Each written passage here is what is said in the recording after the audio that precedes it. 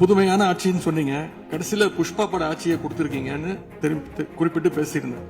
அந்த அளவுக்கு குதிரை பேரம் தொடர்ந்து நடந்துகிட்டு இருக்கு.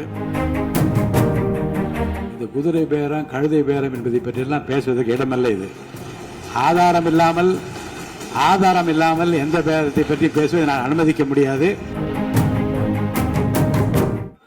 பேரவைத் தலைவர் அவர்களே, ரிஃபார்ம் பண்ணிட்டு இருக்கீங்கன்னு சொல்றீங்க, பண்ணுங்க. தூத்துக்குடியில என்ன ஆக்ஷன் எடுத்திருக்கீங்க அது மட்டும் தெரிஞ்சுக்க விரும்புறேன். தூத்துக்குடியில் இப்போ ஒரு இன்சிடென்ட் சொன்னல, உங்களுடைய சட்டமன்ற உறுப்பினர், அதுக்கு மட்டும் கொஞ்சம் விளக்கம் கொடுத்தீங்கன்னா நல்லா இருக்கும். அதேபோல தமிழ்நாட்டுக்கு வர வேண்டிய மிகப்பெரிய தொழில் முதலீடுகள் எல்லாம் இன்னைக்கு பக்கத்து மாநிலங்களுக்கு போகிறதாக பத்திரிகையிலையும் மேகசின்ஸ்லயும் தொடர்ந்து செய்திகள் வந்துட்டு இருக்கு. தொழில்துறை கைடன்ஸ் தமிழ்நாடு அமைப்புகள்ல முந்தைய ஆட்சியில் இருந்தக்கூடிய அதிகாரிகளை திடீர்னு மாத்தினதும் ஒரு தவறான முடிவுன்னு நாங்க கருதுறோம். இதனால தமிழ்நாடு பாதிக்கப்பட்டிருக்கு அப்படின்னு பத்திரிகைகளை தொடர்ந்து அறிக்கைகள்லாம் வந்துகிட்டு இருக்கு. இதற்கு இடையில ஆளுநர் உரையில தலைமைச் செயலாளர் தலைமையில தமிழ்நாடு இன்வெஸ்டர் ப்ரமோஷன் கமிஷன் என்ற பேர்ல ஒரு புது அமைப்பு உருவாக்கப்படும்னு அதை தெரிவிச்சிருக்கிறீங்க. அப்படின்னா இப்ப சிறப்பா செயல்பட்டு வருகின்ற கைடன்ஸ் தமிழ்நாடு அமைப்பு என்னவாகும் அப்படின்னு முதலமைச்சருடைய பதிலுரையில சொல்லணும்னு நாங்க விரும்புறோம். அன்பு பேரவைத் தலைவர் அவர்களே, இந்த அரசின் முன்னாடி இவ்வளவு பிரச்சனைகள் இருக்கு, ஏகப்பட்ட பிரச்சனைகள் இருக்கு. இதையெல்லாம் தீர்க்க முயற்சி பண்ணாம அடுத்த கட்சி ஆட்களை இழுக்கிற வேலையை தான் நீங்க எல்லாம் முழுவீச்சுல செஞ்சுட்டு இருக்கீங்க. இந்த அரசின் மீதான நம்பிக்கை வாக்கெடுப்பின் போது நான் குறிப்பிட்டு சொன்னேன், புதுமையான ஆட்சின்னு சொன்னீங்க, கடைசியில புஷ்பா பட ஆட்சியை கொடுத்திருக்கீங்கன்னு குறிப்பிட்டு பேசியிருந்தேன். அந்த அளவுக்கு குதிரை பேரம் தொடர்ந்து நடந்துகிட்டு இருக்கு. அப்படி பேசின அப்புறமாவது எதிர்கட்சி தலைவர்களுக்கு இந்த குதிரை பேரம் கழுதை பேரம் என்பதை பற்றி எல்லாம் பேசுவதற்கு இடமல்ல. இது ஆதாரம் இல்லாமல் எந்த பேரத்தை பற்றி பேசுவதை நான் அனுமதிக்க முடியாது.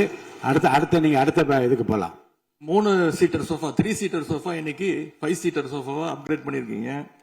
ஏற்கனவே சோஃபா அனுப்பி அடுத்த கட்சி எம்எல்ஏக்கெல்லாம் இழுத்துக்கிட்டு இருந்தீங்க. இன்ஸ்டாமார்ட்ல பொருட்களை வாங்குற மாதிரி இன்ஸ்டன்டா எம்எல்ஏக்களை வாங்கிட்டு இருக்கீங்க. வாங்கி ராஜினாமா செய்ய வச்சு விட்டு இருக்கீங்க.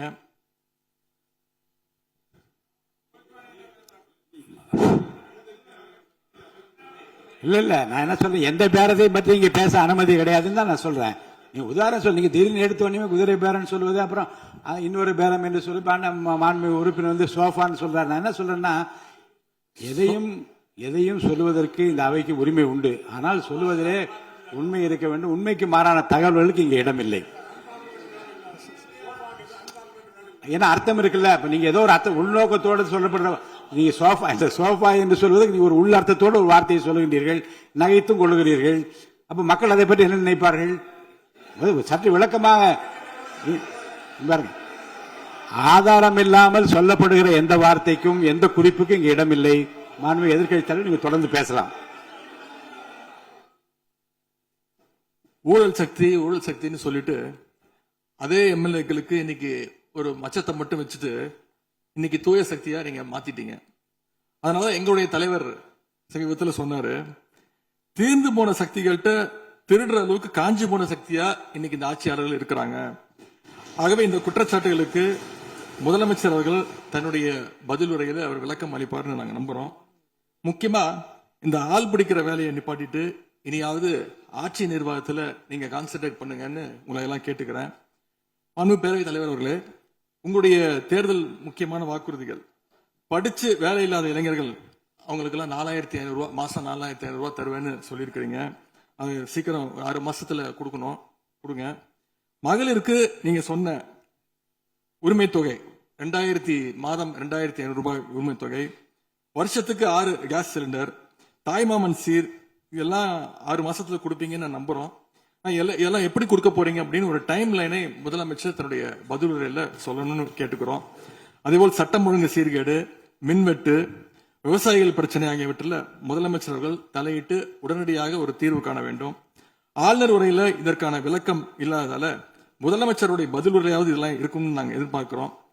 இப்ப நான் கேட்டதுக்கெல்லாம் வழக்கம் போல பழக்க தோஷத்துல எல்லாத்துக்குமே திமுக தான் காரணம்னு எங்க மேல பழிய தூக்கி போடாம தப்பிச்சுக்காம தீர்வை நோக்கியதா முதலமைச்சருடைய பதில் இருக்கணும்னு நான் விரும்பி கேட்டுக்கொள்கின்றேன். ஆளுநர் உரையில இருமொழி கொள்கை, மாநில உரிமை, சமூக நீதி, மகளிர் முன்னேற்றம்னு திமுக சொன்னதையே ப்ளூ பிரிண்டா ஃபாலோ பண்ணி இந்த அரசுடைய கொள்கை முடிவுகளா அறிவிச்சிருக்கிறீங்க. இதை நாங்க வரவேற்கிறோம். மற்றபடி ஆளுநர் உரையில தமிழ்நாட்டுடைய வளர்ச்சிக்கான ரோடு மேப் எதுவும் இல்லைன்னு கூறிக்கொண்டு முழுக்க முழுக்க முதலமைச்சருடைய புகழுரையாகத்தான் இந்த ஆளுநரை அமைஞ்சிருக்குன்னு சொல்லி வாய்ப்புக்கு நன்றி கூறி விடைபெறுகின்றேன். நன்றி, வணக்கம்.